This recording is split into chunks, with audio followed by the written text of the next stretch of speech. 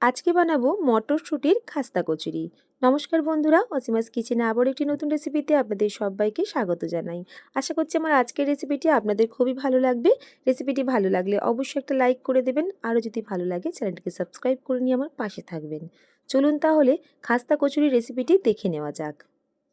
কচুরি বানানোর জন্য প্রথমে আমি ডোটাকে তৈরি করে নেব।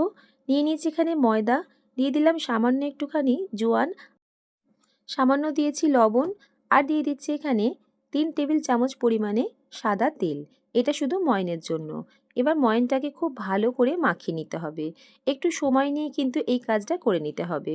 যতটা ভালোভাবে ময়নটাকে মাখিয়ে নেওয়া হবে, কচুরিগুলো কিন্তু ততটাই খাস্তা হবে। ময়নটা দেখুন খুব ভালোভাবে মাখিয়ে নিয়েছি, সেটা বুঝতে পারবো আমরা ঠিক এইভাবে। একটা দেখুন হাতে করে চেপে দিয়ে দেখলাম দলা পাকিয়ে গেল, আর খুব সহজেই কিন্তু ভেঙে যাচ্ছে। এবার অল্প অল্প করে জল দিয়ে একটা ডো তৈরি করে নিচ্ছি। ডোটা কিন্তু এখানে খুব নরম হবে না, একটু শক্ত করেই ডোটাকে তৈরি করে নিতে হবে। কচুরির ডো কিন্তু এখানে তৈরি হয়ে গেছে। ডোটাকে আমি কিছুক্ষণ ঢেকে রেখে দিচ্ছি। ততক্ষণ চলুন ভেতরের আমি পুরটা তৈরি করে নিই। কচুরির পুর বানানোর জন্য আমি এখানে নিয়েছি মটরশুঁটি, একটা বাটি মেপে 1 বাটি মটরশুঁটি নিয়েছি।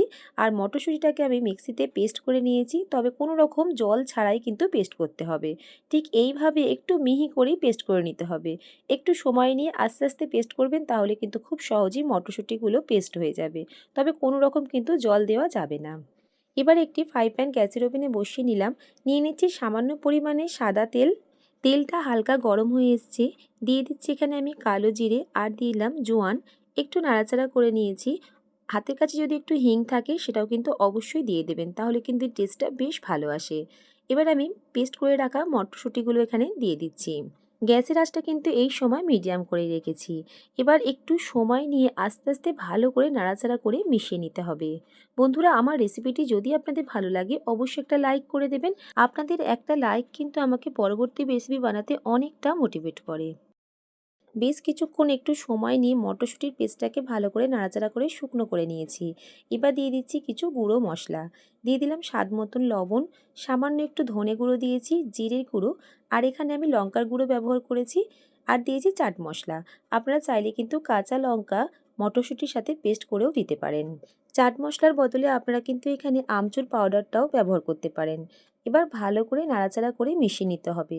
তবে একটু সময় নিয়ে আস্তে আস্তে এই কাজটা করে নিতে হবে, যেহেতু মটরশুঁটির মধ্যে যেন কোনো রকম জল না থাকে, সেই রকম করেই কিন্তু আস্তে আস্তে নাড়াচাড়া করে আমি শুকনো করে নেব।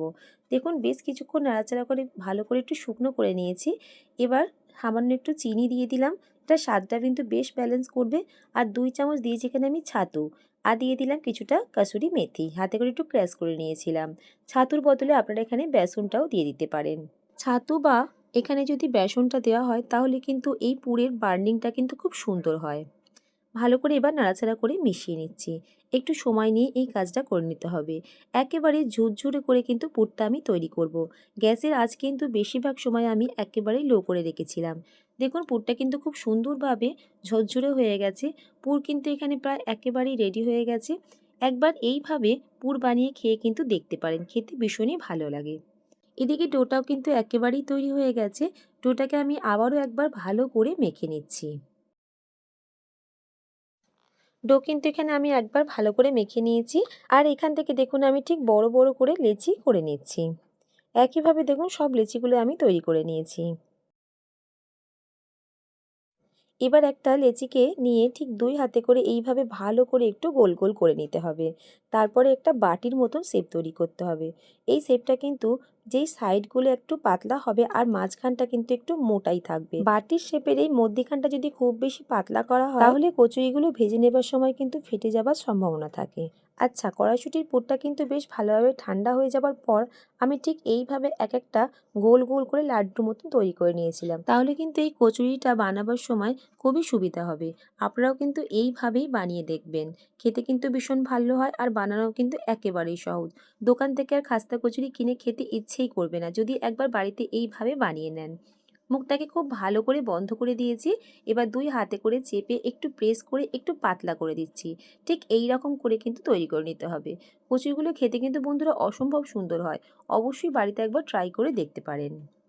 দেখুন একটা কচুরি কত সুন্দরভাবে তৈরি হয়ে গেল। আমি আবারও একটা আপনাদেরকে বানিয়ে দেখিয়ে দিচ্ছি। ঠিক এইভাবে কিন্তু গোল গোল করে লাড্ডুর মতন করে পুরটাকে ভরে দিতে হবে।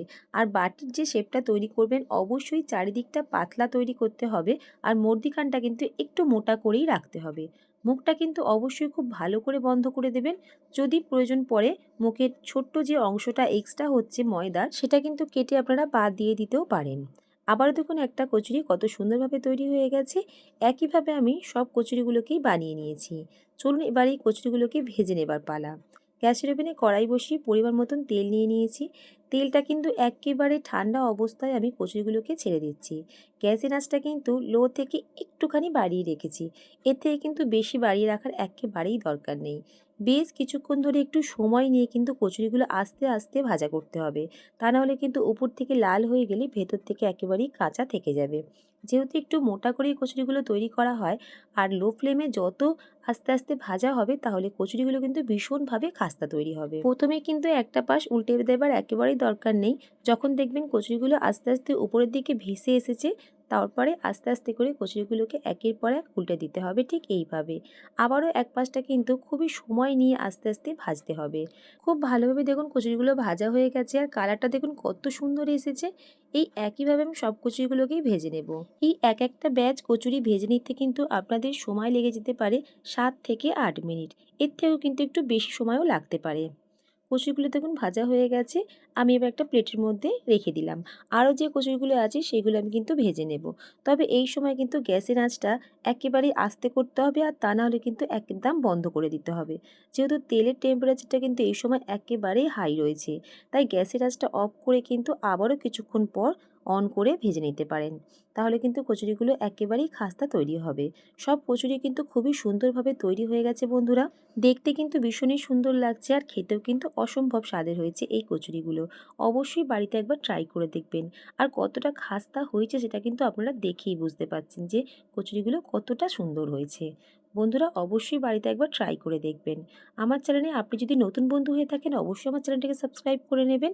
আর বাড়িতে বানালে কিন্তু কমেন্ট বক্সে জানাতে একেবারেই ভুলবেন না যে খেয়ে আপনাদের কেমন লাগলো। আর এই রেসিপিটি যদি আমার ফেসবুক পেজ থেকে দেখে থাকেন অবশ্যই পেজটিকে ফলো করে নেবেন।